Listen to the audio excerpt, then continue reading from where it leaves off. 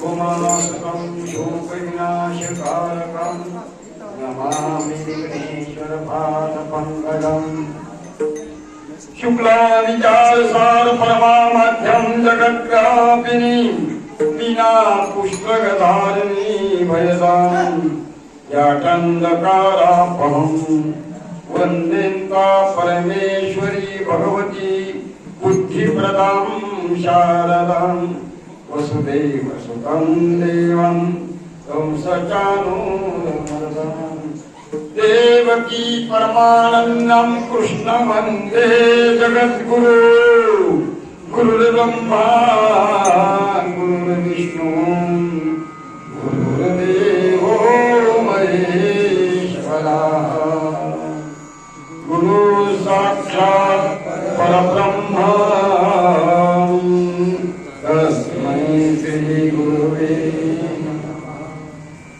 हर हर महादेव शंभो काशी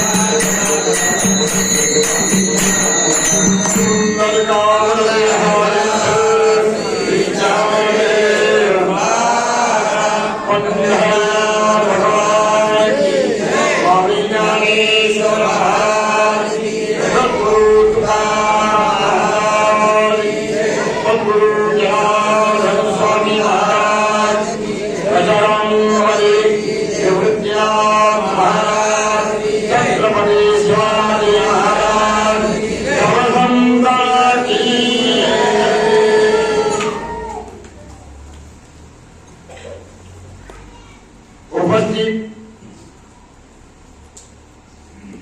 सुकी गावचे ग्रामस्थ, उपस्थित असलेले बंधू भगिनी, प्रेमी सज्जन हो, भाग्यवान भयंकर, आज आपल्या गावामध्ये एक नवीन प्रयोजन आयोजन अर्थात मल्हारी मार्तंड खंडेरावाचा मंदिराचं भूमिपूजन बलहेगावचे वडगावचे कुलकर्णी गुरूंच्या माध्यमातून छान उत्कृष्ट अशी पूजा आणि त्यानंतर भूमीचं पूजन करून श्रीफळ वाढवण्यात आला आहे, शिकवत टाकला आहे आणि अशा त्या ठिकाणी यथासंग जुना पुराण असं खंडेरावाचं स्थान समस्त गावकरी मंडळी एकत्र येऊन आणि त्या ठिकाणी मंदिरात आणि जीर्णोद्धार करण्याचं नियोजन गाव ग्रामस्थांनी केलं आहे. भव्य दिव्य मंदिर च नियोजन केलं आहे. आताच आपण ते यथासांग पूजा करून या ठिकाणी हनुमान दादा मारुती राया यांच्या मंदिरामध्ये येऊन दर्शन करून या ठिकाणी सत्संगाला बसलो. सत्संग जीवाला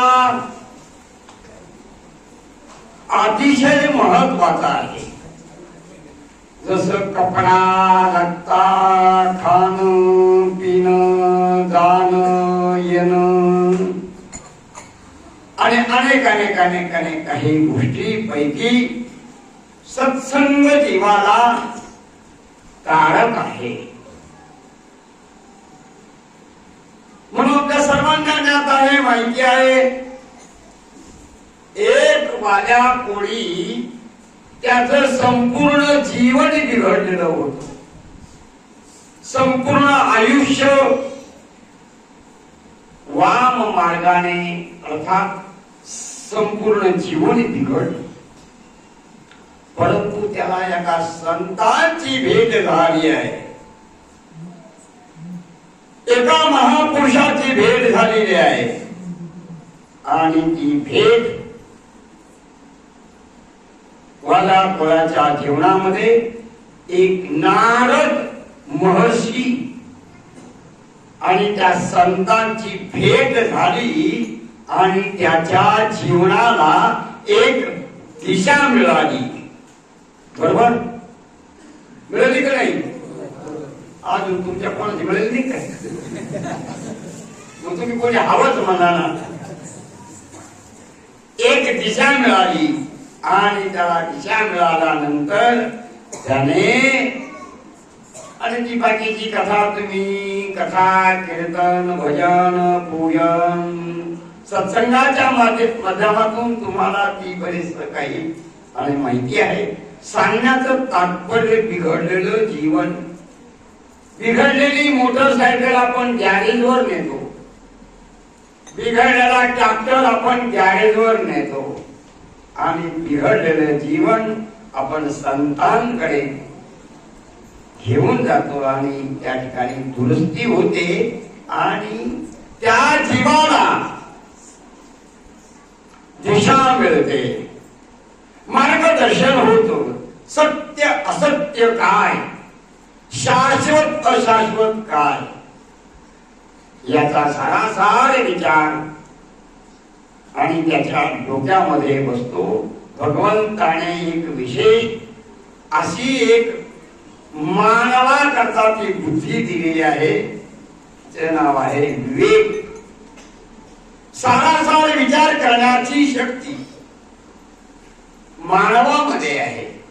मोटर स्टँडवर बैलांना लघवी केली तर कोणी काही म्हणणार पण एखाद्या माणसाला तिथं मोठं जवळ लघवी केली तर काय म्हणतील, याला काय एवढंही समजत नाही, हा बैल एकच आहे, तुम्हीच म्हणशाल.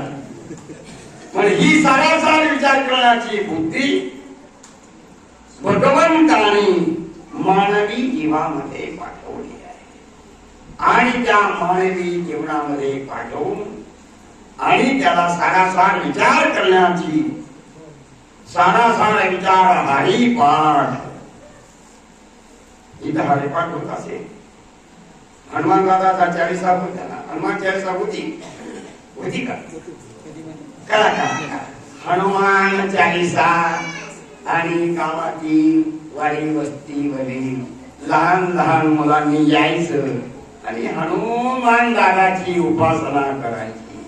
कारण हनुमान 40 5च मिनिटात होती, 5च मिनिटात हनुमान. आणि ते 40 म्हणून उपयोग तरी काय, फायदा काय? आजकाल फायद्याकडेच सर्वांची जी वाटचाल आहे, त्याच्यातून काय मिळेल बा, आता करायचं म्हणजे त्याच्यातून काय मिळेल, कांदे लावायचे पण त्यातून काही मिळालं पाहिजे, अपेक्षा.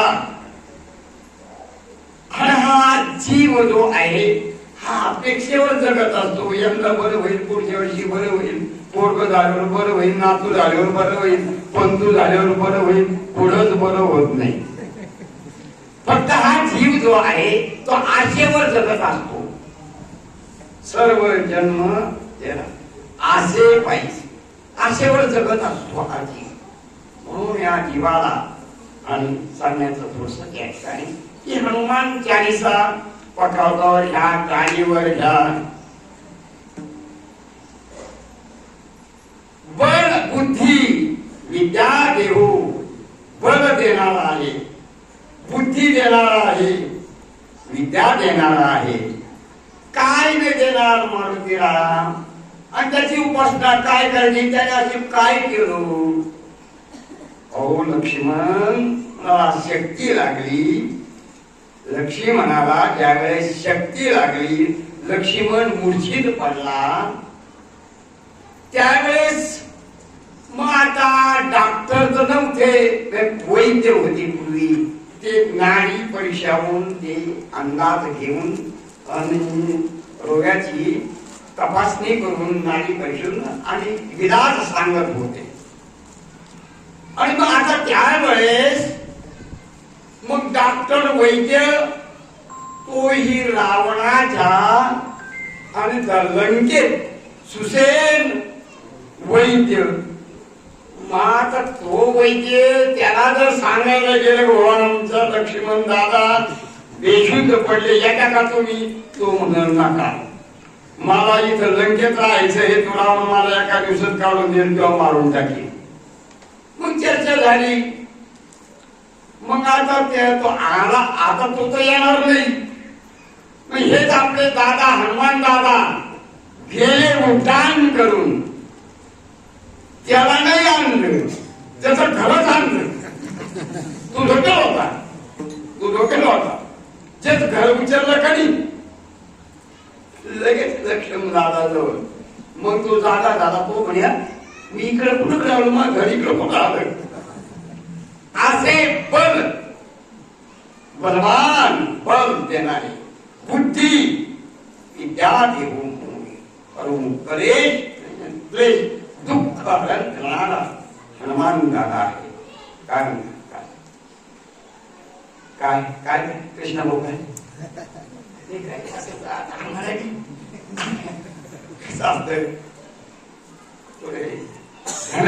जायचे, त्यांचे आमंत्रण आहे. आश्रमातही गर्दी असते, संध्याकाळी हे येत असतात. सकाळी संध्याकाळी गर्दी असते, संध्याकाळी गुरुवारची बशी लोक दर्शनाला येत असतात. तर आता तुम्ही दिसले म्हणून दर्शक तुम्हाला हे, आणि तुम्ही काही अज्ञानी नाही, तुम्ही सज्ञानी आहात. आणि अनेक वर्षापासून कथा कीर्तन ऐकून आणि आपल्या मध्ये एक ज्ञानाचा साठा झालेला आहे. पण त्या ज्ञानाच्या साठेमध्ये काही बारकावे असतात. सांगण्याचं तात्पर्य सुसेन वैद्य येणार नव्हता, तो आलाही नसता. आपले हनुमान दादा गेले, त्याचं घरच वैद्यचं घरच थोडक्यात दवाखान्यात उचलून इकडे आणला. म्हणे भाऊ आता ही लक्ष्मणाला शक्ती लागलेली आहे, तपास आणि काय करावे हिला सांग.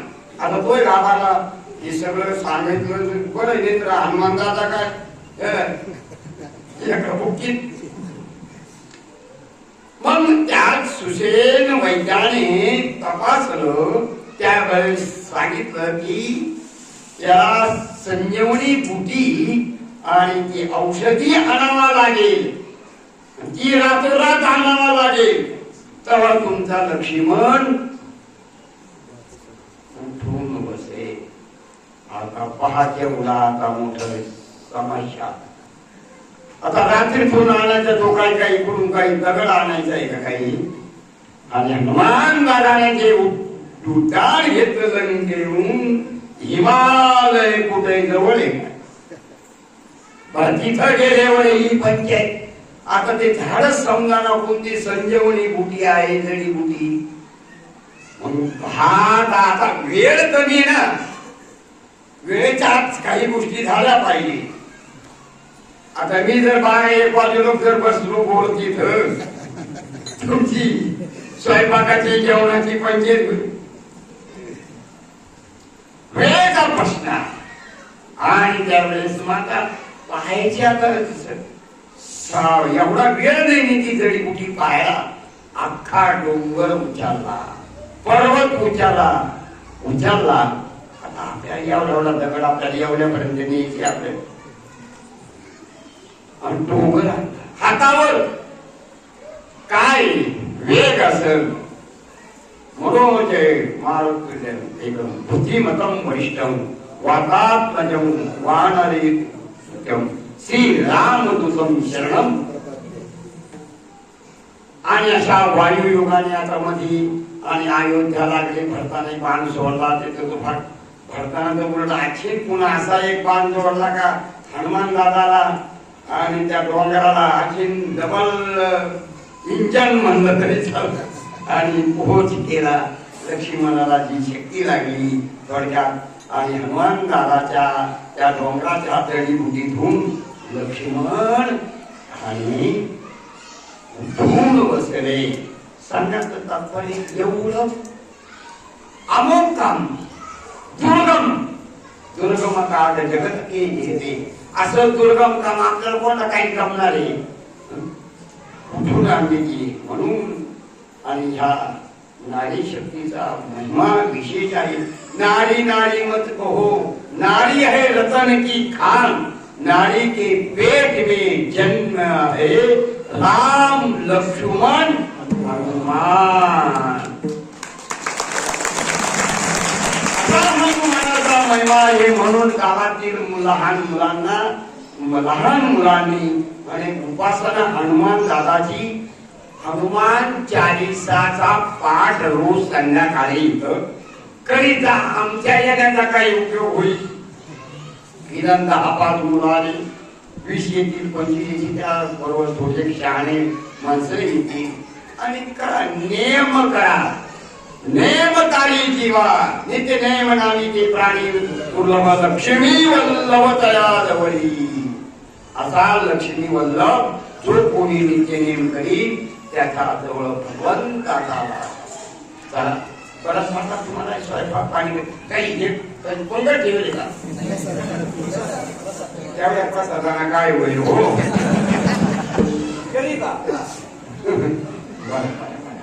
असो काय थोडस त्याच्यापेक्षा असंच करायला पाहिजे होतं थोडस.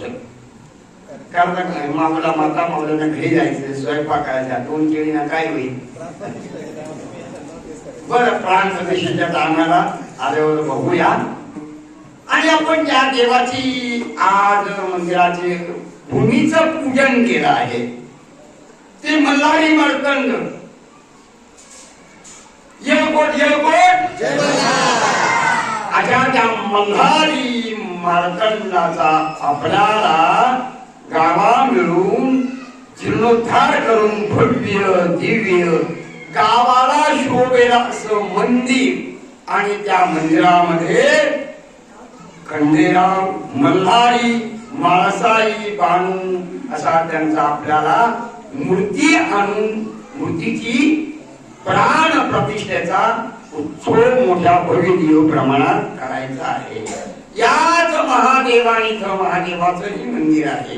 याच महादेवाने या मल्हारी मार्तंडाचा खंडेरावाचा अवतार घेतला आहे. तो कशा करता घेतला हे समाज काही भगवान झालं, दुःखी झालं, कष्टी झालं, अतिशय त्या मणी आणि मल्ल राक्षसाचा या भूमीवर मोठा धुमाकूळ झाला आणि समाज काही भगवान झाले. म्हणून या महादेवाने आणि खंडेरावाचा अवतार घेतला. अवतार घेऊन मणी आणि मल्ल या राक्षसांना मारलं म्हणजे त्यांचा उद्धार केला. आणि ते राक्षस म्हणायला लागले, देवा तुमच्या हातून आमची आता समाप्ती आहे. समाप्ती झालीच आहे, होणारच आहे थोड्या वेळानं. तर तुमच्या नावा पुढे आमचंही नाव राहू द्या म्हणून.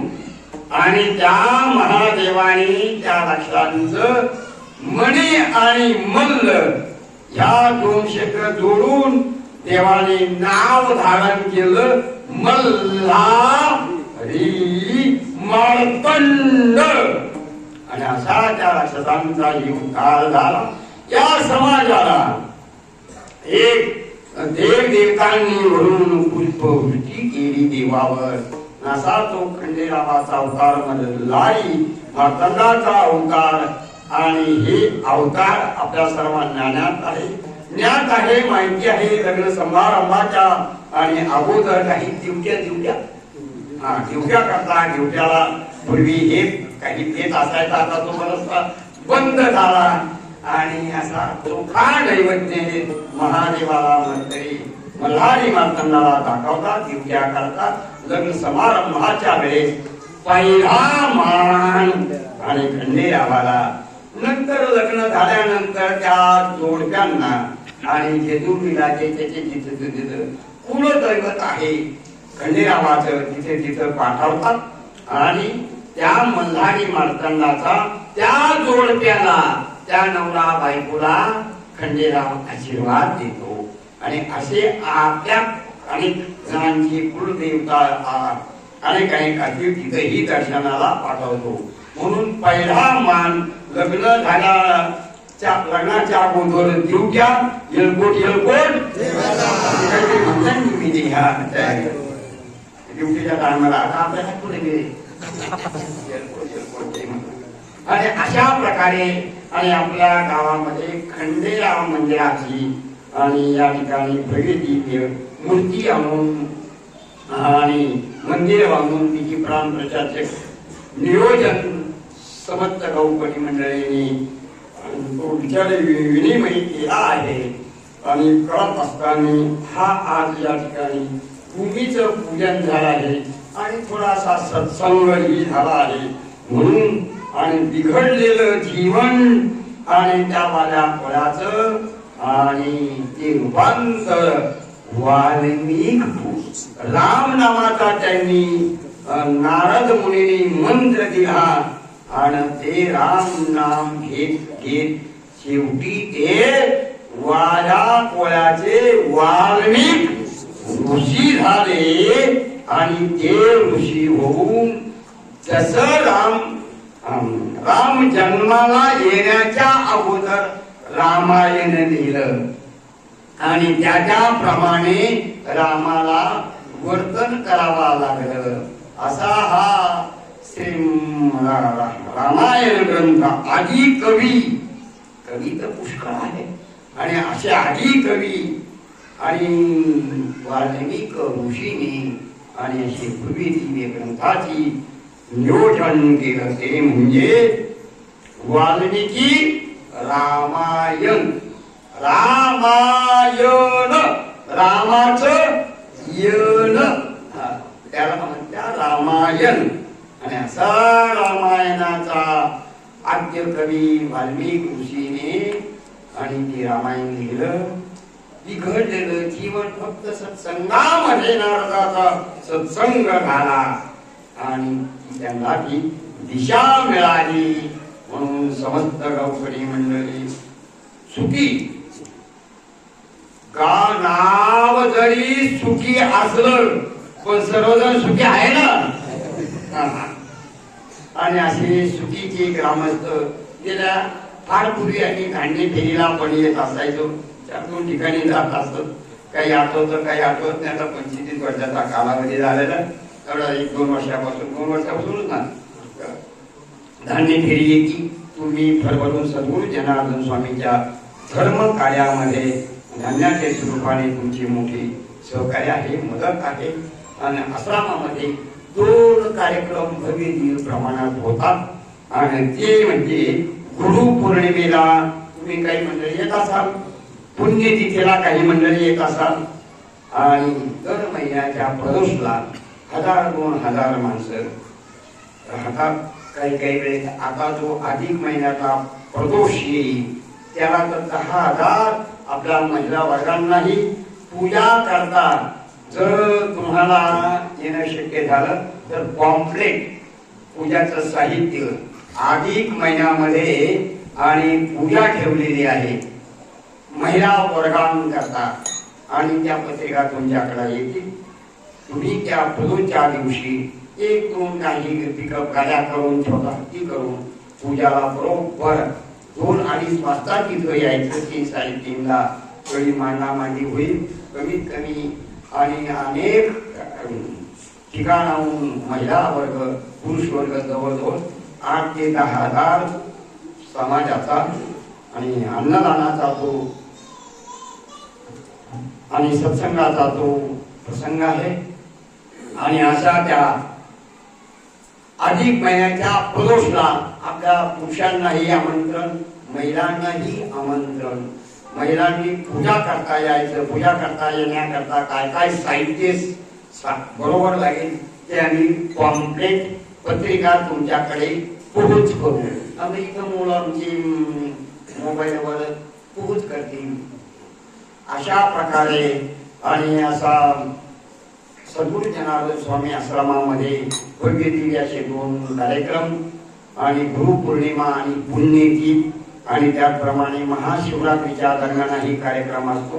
दर प्रदोषलाही 4-5 हजार 2-3 हजार लोकांचा अन्नदान भंडारा असतो. आणि इतर वेळेसही भंडारा आपला रोजचा. तुम्हाला माहिती आहे ना, तुम्हाला यावेळेस सांगितलं जातो आम्ही जरी काही वेळेस जेवण करून जा. रोज 400-500-700 लोकांचा सकाळ संध्याकाळचा जेवणाचा प्रोग्राम त्या ठिकाणी फ्री असतो. आ जाओ खा जाओ पाठ जाओ. आणि अशा प्रकारे अन्न क्षेत्र त्या ठिकाणी आहे. तुम्ही याही वर्षी किती कट्टे 31 कट्टे धान्याचे तुम्ही सर्वांनी दिलेले आहे. त्याच्याबद्दल आश्रमाच्या वतीने तुमचे सर्वांचं स्वागत, सर्वांना धन्यवाद. सर्वांबद्दल सद्भाव व्यक्त करतो आणि पुढील वर्षीही आपल्या सदिच्छेने धान्य द्यायचे सूचना संदेश संकेत करतो. आणि एवढं बोलून माझे 2 शब्द पूर्ण करतो. जय जनार्दन, जय जनार्दन, जय जनार्दन. सद्गुरू